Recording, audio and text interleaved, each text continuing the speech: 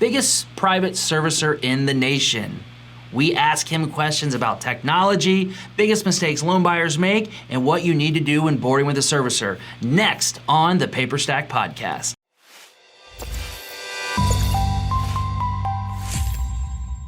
All right, welcome back. Another episode of the Paper Stack Podcast. Rick Allen, Brett Berkey. Yep. How you doing today? Good. It's kind of spring breakish. So we had a small vacation to Grand Cypress for a day or two, and now back to work. Nice. Yeah, we're heading out to San Antonio, so. Nice. I'm super excited today. We have a long time waiting. We have a servicer on there, first servicer. This was the first servicer I used when I got into the business, and we're going to let them talk a lot about it. They are they've been pioneers in a lot of things in this industry, and they have definitely paved the way for newer boutique servicers. They cater to small guys and big guys. So we're going to bring on a very great guest. We're happy to have him, Tim Griffith from FCI Servicing. Tim, how are you? Doing great. How are you guys doing? Awesome, good, man. Thank you so much for coming on. It's something I've been so excited about. When I got into the industry back in, I guess, 2012, we sort of made the coup de grace of mistakes and did self-servicing.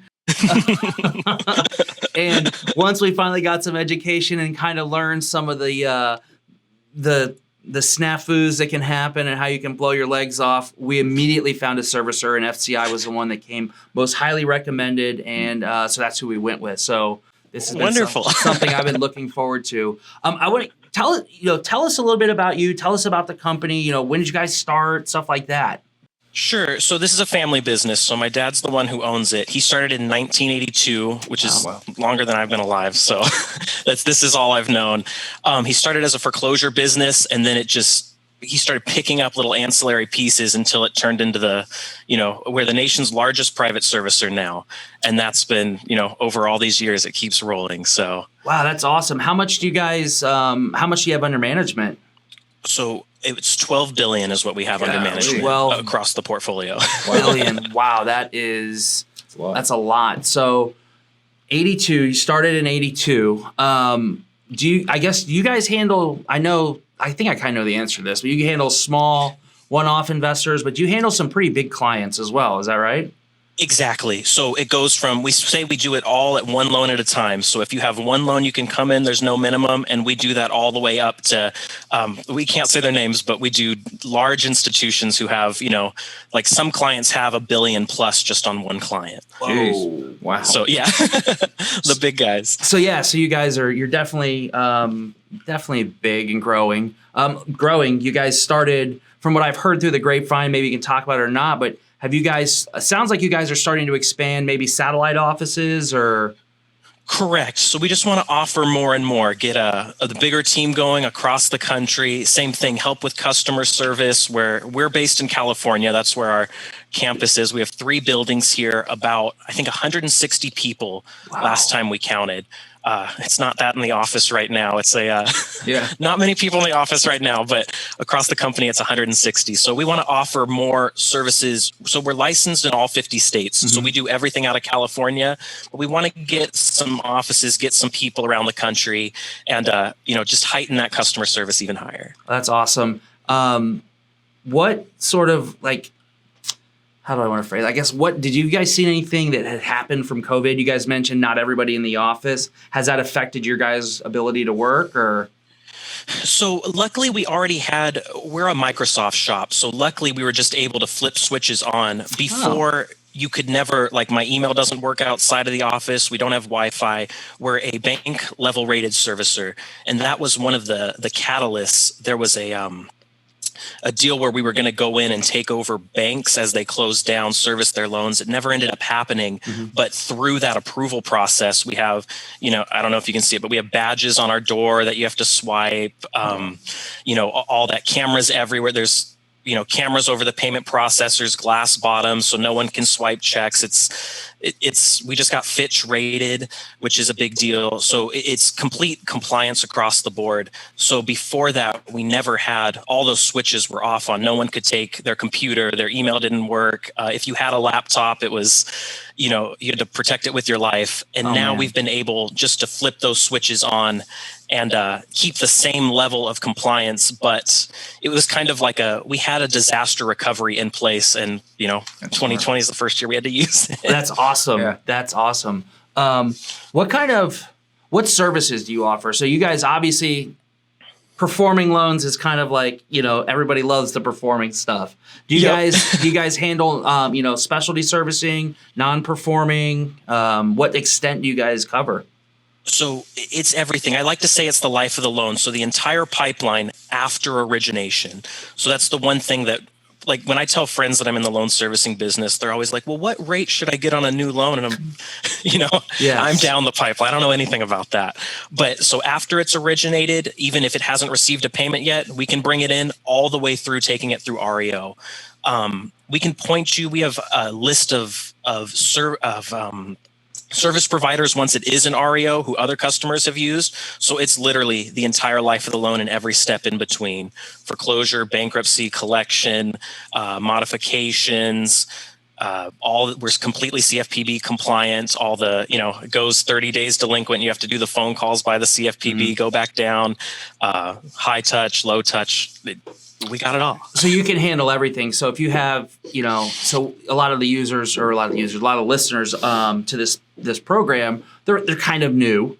But we also have some guys who have been in the business for 20 years. So it sounds like if you're brand new to the business and you're like, look, I've got a loan, I bought it, it goes non-performing, you don't have to worry about pulling your hair out. You guys say, look, you've got those sort of pieces filled in. Like, look, do you need an attorney in this state? We can obviously, you can run quarterback and you can sit in the back seat, and then kind of everything in between.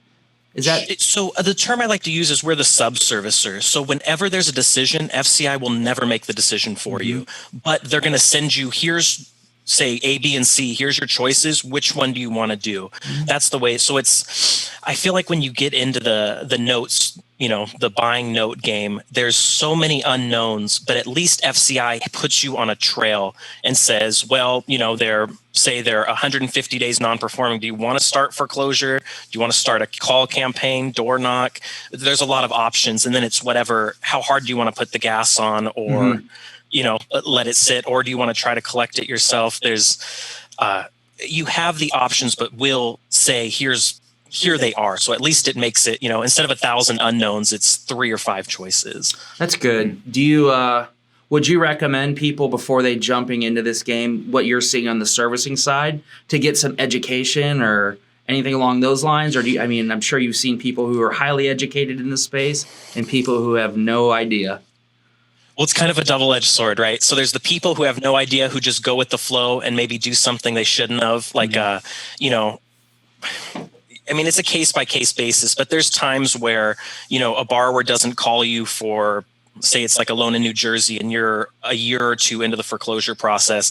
And then that day before the foreclosure, they say, hey, let's start making some deals. It's like, we're 2 years down the road. I think, we tried to call you 10, 15 times, sent you letters. It's a little late now. Yeah. Like there's those sorts of decisions that, you see what I'm trying to say? Yeah. Is you got to decide where what your strategy is, and stick to it, something like that, so you don't go off course. Yeah. Can you guys provide any guidance, or is it simply like, look, man, here are your choices? I know legally you're like, look, I don't want to legally provide guidance from what I've seen. Or is exactly.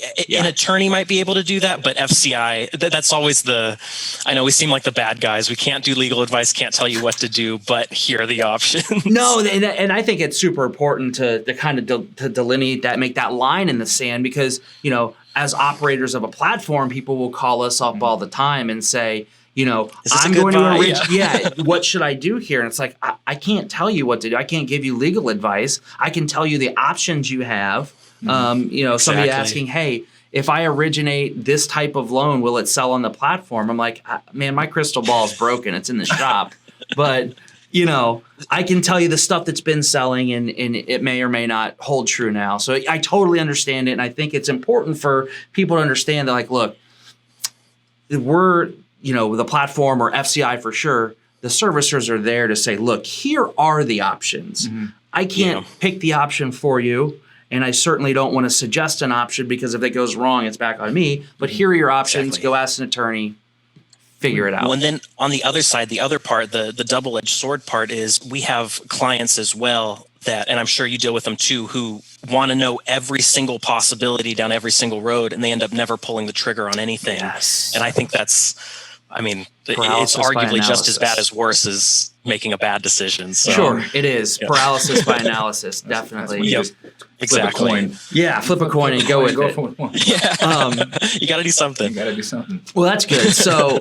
So you guys it sounds like you handle, whether you're brand new, whether you're not, whether you have one loan, whether you have $1 billion in loans, you guys can It's all the cater same it. process. How does it work with when say I onboard 10 loans with FCI? Do I have a dedicated asset manager, or am I bounced around between people, or how does that work? Correct. So you'll typically have a dedicated asset manager. So what they're going to do is they're going to try to pinpoint you based on the loans you're buying. So if you're doing, newly originated, you're probably going to have this person who mostly deals with that. If you're doing non-performing, you're going to have a different person. Sometimes you'll get split up based on how big that portfolio is. Mm-hmm. But say you have, 9 non-performing and 1 performing, you'll all, like we have Glenn over here in boarding. You'll probably be all with Glenn. Yeah. Something like that. I was just talking with Glenn. So, We spoke to Glenn. I spoke to Oh, Glenn there you go. yesterday. We were trying to get some transfer docs over to you guys, and it was Glenn and a lady's name I forgot. Cassandra, probably. Maybe, yeah. Yeah. Yep. Yeah. Yeah, we one of the things that we did at PaperStack is whenever a loan sells, we kick off the servicing transfer. We notify the outgoing servicer, the incoming servicer. Here's a cutoff date, borrowers, copy everybody onto it, because I can't tell you how many times that's the servicing transfers part of it.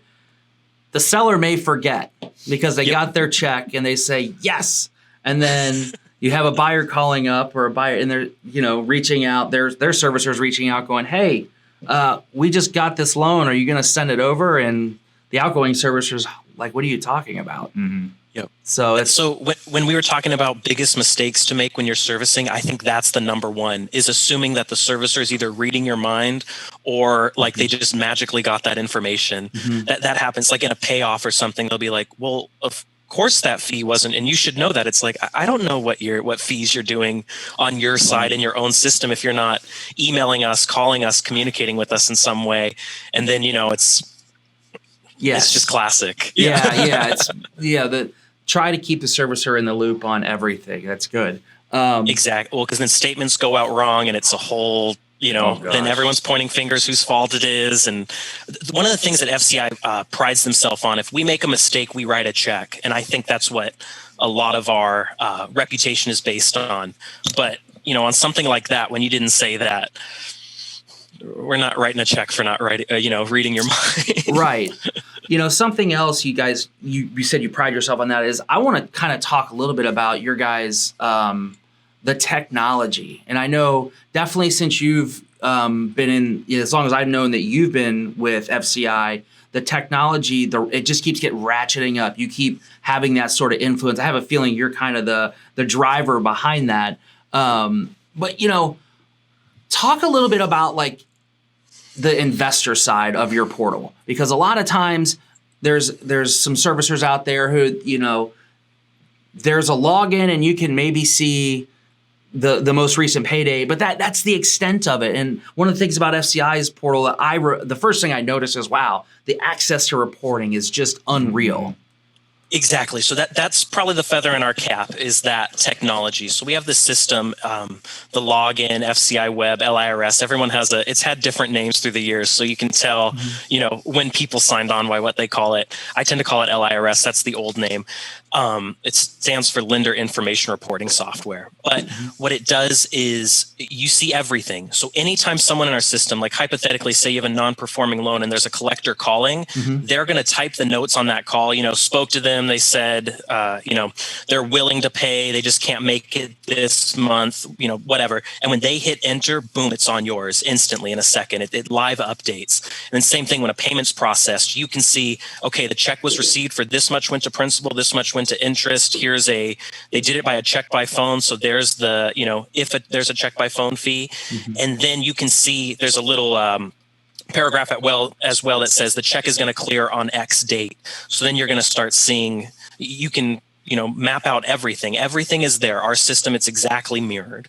So that came out in, I want to say, 2003, 2004, something like that. And it was a live update then. And that's what got the ball rolling on how big it got. I think that's the big feather in the cap. And then we just keep updating it. So we launched I know it's a love-hate relationship people have when we changed the buttons around, we changed the interface. You can still go back to the classic. So people are getting used to that. So, and the reason we did that is we're trying to convert our whole system to be API, so we can API every single field in our system to the app. We have a lender app, or a lender and borrower app on the phones, the web, wow. And then people are going to start pulling the API. So however people want to customize their information, you can pull everything now. We're working on the pushing, so you don't have to call email anymore. So that's where it's headed right now. So, and it's all yes, nerd alert. This is where I get real excited. I get real excited here because when we started PaperStack, and we were inspired by FCI Exchange, which I want to talk about in a little bit. But when we started PaperStack, one of our goals was to have as much transparency as possible and as much live rich data. And we thought that starting out that we were going to be able to go to any and every servicer and they'd be like, oh yeah, I would love to give you the data, which was not the case. Yep. It was very difficult, even to the point where even once we had the platform up and started talking with servicers, they were like, look, yeah, we want to integrate with you. We can sort of send you spreadsheets or stuff like that. And we kind of had this realization that our technology company, PaperStack, was for no rhyme or reason other than we were brand new and just kind of on cutting edge tech. We were a little bit further down the road than most other of the servicers. But FCI was the closest thing to it. We were so excited when we learned. I think we heard about it in last year that it was in the works, and then we just actually got our first API token yesterday. Oh yeah? Yeah, we have an API token now with them, and so we're so excited because it's so important for loan sales to have rich, accurate data. Totally. And so now, just out of curiosity. We can pull anything. Can we pull the servicing notes? Yep. Oh man, sweet. That's great. And that's a game changer right there. It is a game changer. And just because on our end, if you're buying a loan, and Tim, you buy loans, is correct? Yep. Yeah, you buy a loan. You want the servicing notes if you're buying the loan, right? Because totally. What does it do? Does it tell the story or? Absolutely. There's been plenty of times where a deal looks great on paper, paid to date, house looks great on, before you order a BPO or whatever. And then you get in those notes and it's like, I'm just making this up, but like, oh, basement flooded, I'm going to be behind on or, all the windows are broken, or you see something they say that says, oh, there was black mold or something. And you're like, I'm gone. Right. And it just means everything. Or you find they're a litigious borrower, and that stuff scares me personally. I don't want to get into legal if you buy it cheap enough, maybe it works, but you never know what you're going to find in there.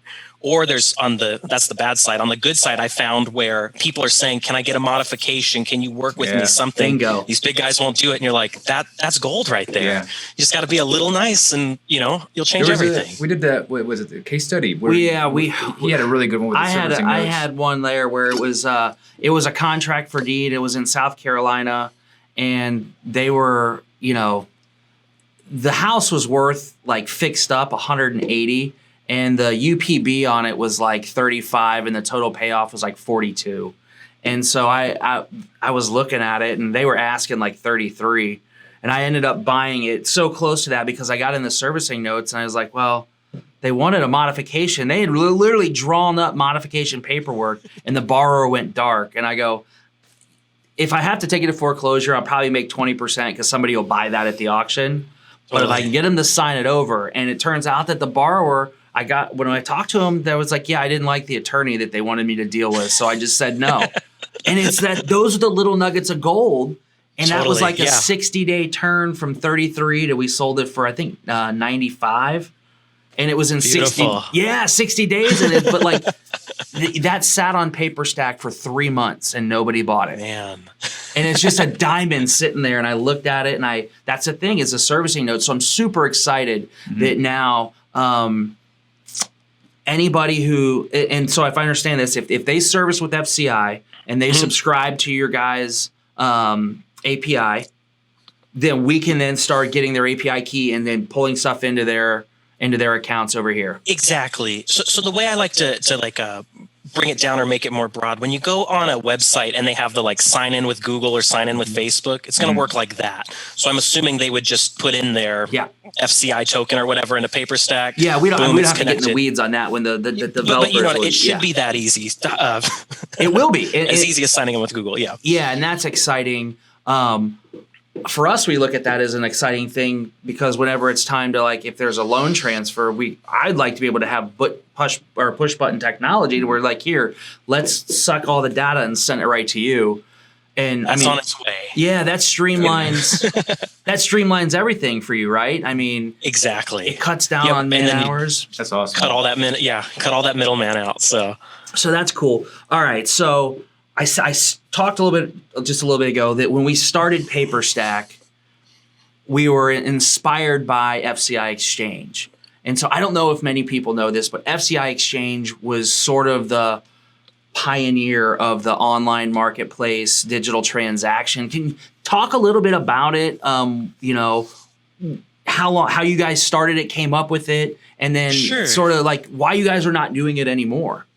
Sure. So it started in, I want to say 2012, 2011. And the reason was we were having funds were getting, I want to say their non-performing loans were turning performing, and they had a certain bank line. So now say that they borrowed money at 6% and it's performing at 4%, they're getting eaten for 2% a month, and it's better to just get it off the books. Right. So we wanted to create a platform where they could just move it from FCI servicing to FCI Exchange. That was the original idea. It grew into more where we were taking them on from all servicers, hoping that they would service at FCI. Mm-hmm. But the thing that made it different, well, one was that it had the FCI emblem on it, and that gave it instant credibility.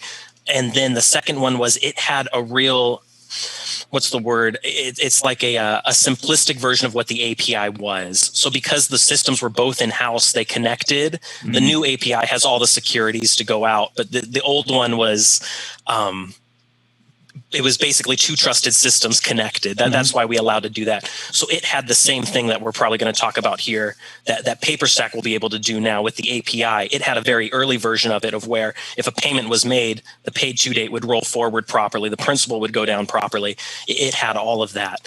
And it was it ran pretty well for those years. We had a problem at the end. It was a growing problem where people thought that the seller was FCI. Oh. And then when a seller would do something, a little wild, say pull a deal or claim that, a loan was something that it wasn't, say it wasn't serviced at FCI, and they were typing in whatever they felt like. Because you can only, I'm sure as you guys know, you can only verify so much. People can skate under the radar.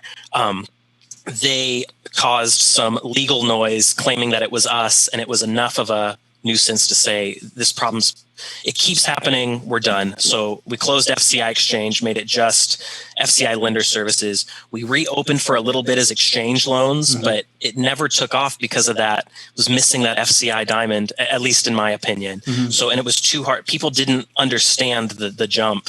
So now it became a thing where why isn't this working? It doesn't have the API, it doesn't have FCI. So let's pull all our resources into API, partner with a program or work together. And that's where we're at today. So cool. That's awesome. I haven't been more excited in a long time. So it was a the whole exchange loan saga was frustrating, and now the API, I'm so fired up about it. That's cool, Yeah. man. It's I remember I got the email. I was like, FCI's got an API. I was like, I was sitting up, everyone in the company. I was like, look, man, it's finally here. got an API. All right.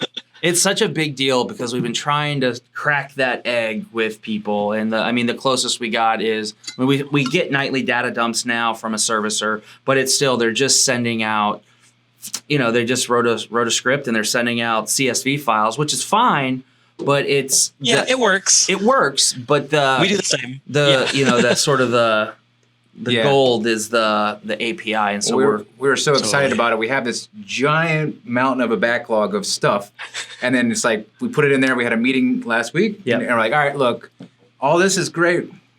Let's just take this FCI thing and put it right at the front of the line. Yeah, it I literally love got that. moved to the front of the line, and it's behind stuff that has been there for 2 years. Yeah. So I think our developers maybe talking to somebody at your company. I don't know if that got that far yet. Yes, it has. Mike Lucy was exchanging emails with Lucy, and then I got tasked to get the API token because I have to log in through our account. Oh, so we're logged in, we're set. Cool. We got our test site Perfect. going, and Nice. That'd be fun. yeah, it's gonna be good. It's gonna be great. I think it's gonna be great for you. Great for your clients and customers. Mhm. It's like, look, if they need a platform to start selling loans, they can. Totally. And Absolutely. and the data's live, and that's the most important thing. So one of the things I wanted to hit too, because when the whole API thing started, and even today, like I'm the one who's moving on it from the ideas, but I work with a programmer. Mm-hmm. So if people want to like go in detail about how to connect things, I just forward those to the programmer. You know what I mean? Yeah. I'm more the front end of it. But on that same thing, so I work with two companies buying loans. We have a company over here, and then I do it with my dad, me, and my brother. We have a company as well. So we would update our charts manually. I'd like to know where our UPB was, loan to value, that sort of thing. And it was like once a month I would go through and be like, well, here we go. Because we have our Excel sheets in a certain format and FCI pulls the Excel in a different format. So you'd either have to copy and paste them or just go down line by line. And it's like, well, we could hook up the API, but I have no clue how to hook up an API. I mean, I could hire somebody, which, is not a bad idea. But what we did was we made this Excel template. So all you do is you download the pre-made Excel template, paste your API key in it, and you can change which variables you want. So I just do loan number, UPB, and I think I do paid to date. And then I just matched the fields. And now whenever I want it, I hit go on the Excel and it comes right over to my other Excel. Nice. So, and that's with no coding experience or anything. So if people are using like a Salesforce, a Copper, or just managing their things, I use Excel and Power BI to do our own. I like to use FCI as a reference and then have my own numbers, like what I purchased it for, the fees, that sort of thing that FCI doesn't house. And now I make them talk with the Excel template, and that's with no coding experience. So, Nice. and there's a tutorial on the website how to do it. Yeah, so that's an interesting thing. So for because such a big part of if you're not the guy who has a structured fund and you've got a fund manager, there's everybody below that, which is a big segment. You're left with this sort of puzzle on how do I manage the loan? How do I account for the transactions? How do I account for, I had to pay for FPI? How do I, all these different things that can happen. And so now that's another great use case for the API is like, look, you can sync up your spreadsheets with the API so that way stuff is updated. Exactly. Track your return, all that stuff. So it just made it very easy. It was a big, hour or two headache that now is a button press. So That's awesome. I got to tell you, that's amazing because I know how much of a headache that is, and it is a pain. So let's talk a little bit, so it's super easy to get started with FCI. You go on, you can onboard. Let's talk about some of the things, maybe like your top 3 or 4 or 5 biggest mistakes you're seeing. You're like, look, here's some things that new investors here, like the ahas, the gotchas that they need to watch out for when choosing a servicer, when coming on board, or just in loan investing in general. Sure. So do you want to do the buying loans first or the servicer part? We'll do the buying loans first because Okay. I think that'll be good, and then the servicer part will follow up right afterwards. So my dad has a saying, and this has been, it's gone in my favor, and then some of them have not gone so well. And I'll tell a specific story about it. It's hope for the best, plan for the worst. Yeah. So if your due diligence isn't, I wouldn't say spot on, but you got to make sure that you're going to make money even in the worst case scenario, which I tend to think is getting the REO back. Yeah. But I got a reality check where we started borrowing some money to buy loans because we wanted to ramp up more and more. So my line of credit was at about 5%. And there was, I live in California, so there's the city, Yorba Linda, right down here. It's like it's the kind of old part of town, but it's old town. The houses are nice. They're big. They're expensive. You assume that the houses are probably like $1 million, something like that. And a loan came up in Yorba Linda. And I'm like, well, I can go drive there. I don't have to hire a BPO. I don't got to do anything. And I know Yorba Linda's nice. That'll sell no problem. I'm in. So the house was worth, I think, let's just say $1 million. And the loan was $750,000. And I'm like, well, that's a slam dunk. So I bought it. Well, the interest rate was 2.5%, and it was non-performing. And then he starts performing, which is usually a good thing. But now, just like I was saying, how the FCI exchange started, now I'm on the hook for 2.5% every time he makes a payment. I'm losing money now. Oh. And that's one of those things that I never put the pieces together on until I started getting burnt by it. So it's those sort of, I would have thought that the worst case scenario was, the house is all busted when we get in there, that sort of thing. But the actual worst case scenario was he starts performing at my higher borrowed rate. So it's really bizarre how that thing worked. Or here's another one where I bought a loan in New Jersey where it's supposed to foreclose in, 4 or 5 months because it's so late. And then for some reason, the foreclosures in New Jersey, they almost always sell at auction. At least that's been my experience because it's so far out. It's like 1,000 days or something to foreclose. Well, then COVID happens and I'm paying a year of interest while, foreclosure has been frozen. So luckily I had enough of a window on it, but every month it just eats more and more. So it's that sort of thing. If they play game, there's times where borrowers can play the bankruptcy foreclosure game.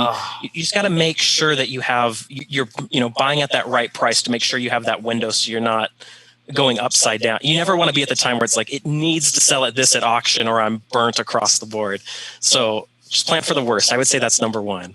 That's a good one. I had the bankruptcy. Somebody played the bankruptcy game on me that we bought. It was, I think the judgment was like 330 and we got, it was already in judgment done.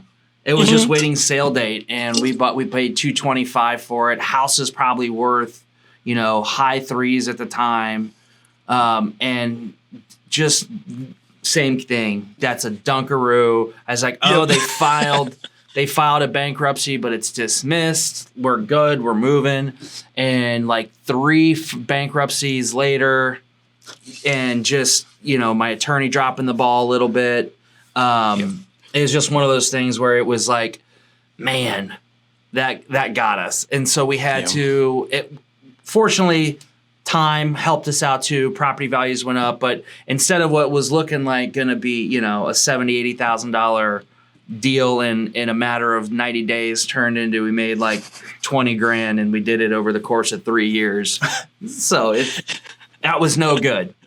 So I think that's funny about note investors because it's like, in a worst case scenario, I made $20,000. I always try to, because I have those same stories too. Is like I thought I was going to make 100, and I only made $20,000. Which, hey, all in all, yeah, you're like, okay, I made 10%, but I did it over 3 years, and you just, if you have money involved, like if you're paying, then you're like, wow, it eats you up, and you're like, I could have done that, made 3 times that much if I just would have done something different. But anyway, so I know. hope for the best, plan for the worst. What else do you have out there? I think at least this is what seems to be happening right now with COVID, and it kills me on some level. Is it's getting harder to find inventory, which loans are.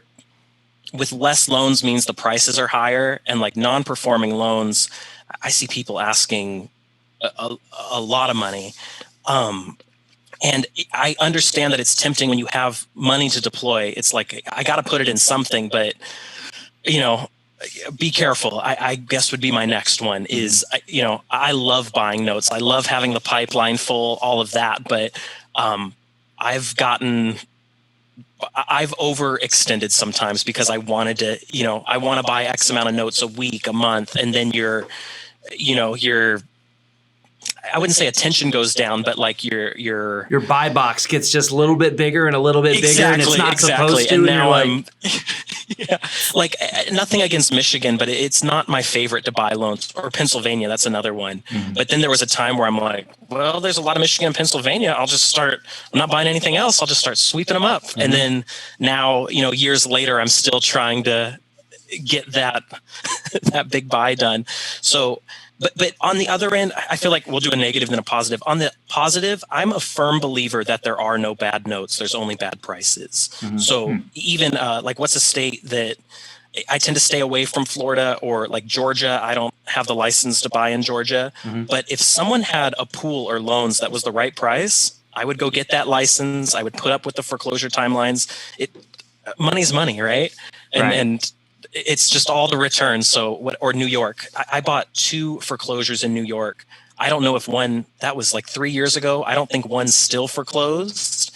And then one took 2 years to foreclose. And it was just like, I wouldn't say it was hitting the jackpot, but because I put all that work in over 2 years, when it finally foreclosed, it sold like that.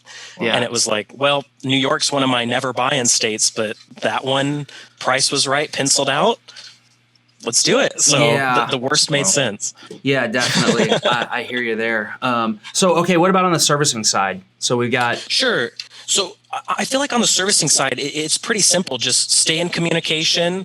When they, ask for, I need, form X, Y, and Z, they'll highlight them for you. Mm-hmm. Just fill this out. Just do stuff in a timely manner. That's about it.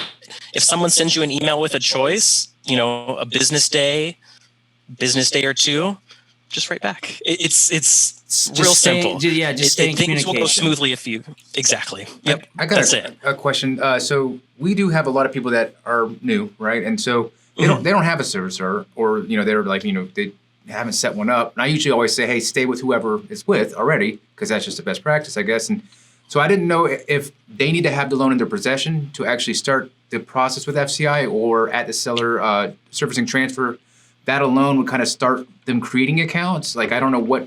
So just on, my side for like customer support, what would be the best process? Hey, you don't have a servicer. You're going to go with FCI.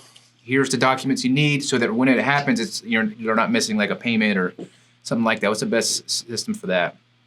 Absolutely. So when they say they finished the purchase on PaperStack, they would either call, and the numbers are on the website.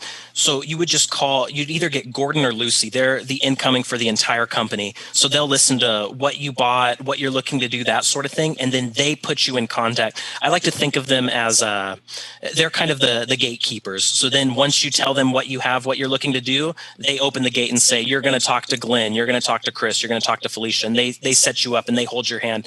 And then if you ever have any problem at FCI, you just go back to the original people you talked and say, hey, something changed, or I want to do this, or I'm bringing more, whatever it is. So right when that transaction happens and you're getting ready to service transfer, you can call up FCI and we'll start that process. So you can do it before you close on the loan. Just say, look, I'm closing on this loan. I'm going to close on it next Friday. It's scheduled to close. I want to go ahead and set up all the paperwork. So once it closes, it's like it just seamlessly transfers over. And perfect. The same thing's true with newly originated loans. Like, we won't touch it before it's actually originated. But when people say, hey, I have, 5 finishing this week, let's start that process. Then we'll, put you in contact with who you need, get you the forms, that sort of thing. So a week out is probably a pretty good time frame for people. Like, look, a week. I would think so. All right, great.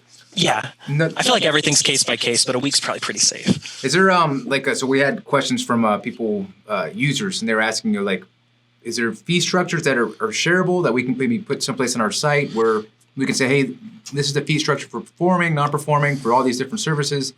That because they asked about that. Absolutely. Yeah. Okay.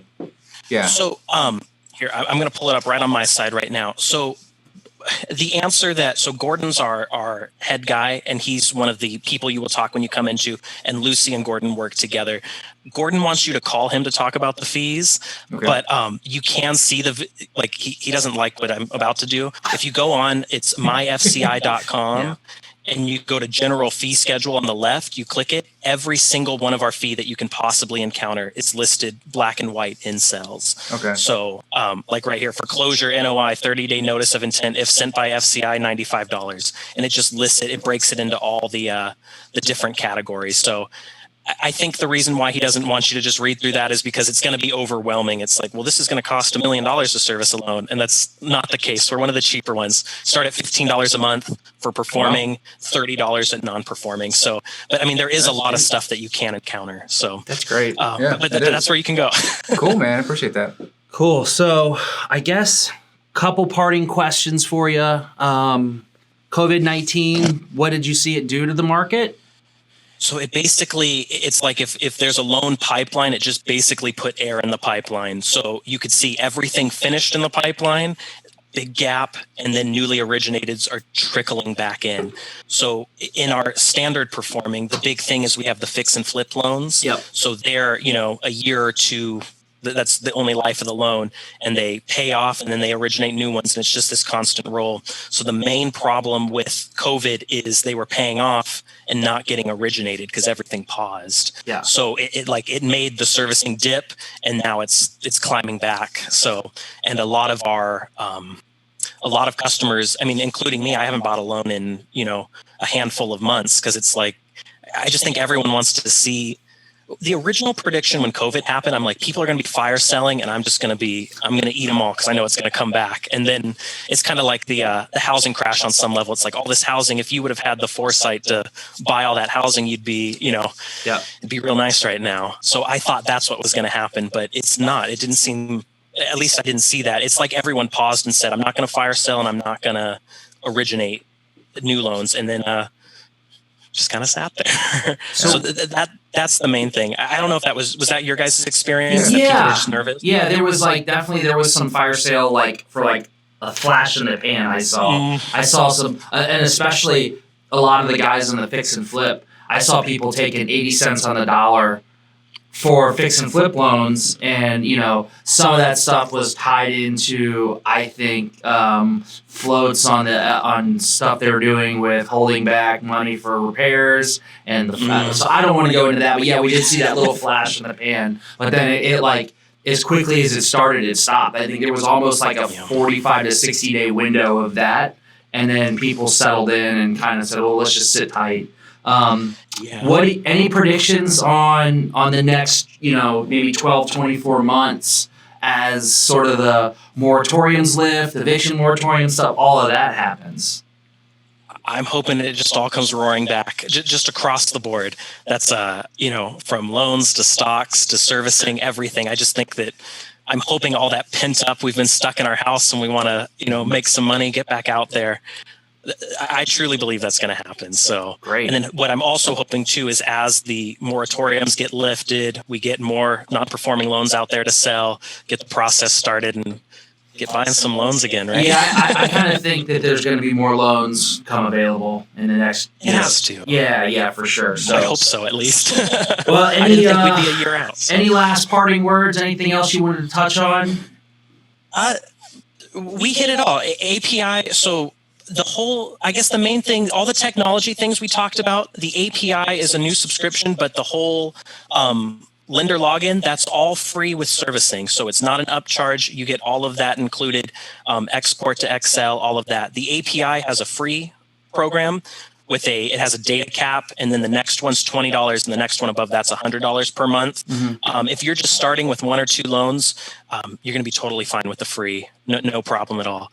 So, good stuff. Yeah, that's the main thing. Give Lucy or Gordon a call, and they'll walk you through it. It's real easy. Awesome. So we're going to go ahead and in the show notes, we're going to go ahead and put Lucy and Gordon's email down there and your guys' phone number so they can reach out if they want to start servicing. Mm. Tim, man, thank you so much. It's been a pleasure. Really, it really has. There's been so much that I wanted to cover and get somebody on the phone, and you're the guy I wanted to talk to, so thank you. Well, thank you. Thanks for having me. Yep. All right, guys. Well, thanks for joining the Paper Stack Podcast. We will have this thing, well, it's already up if you're listening to it, so yeah. Join us on our next one. We'll talk to you soon.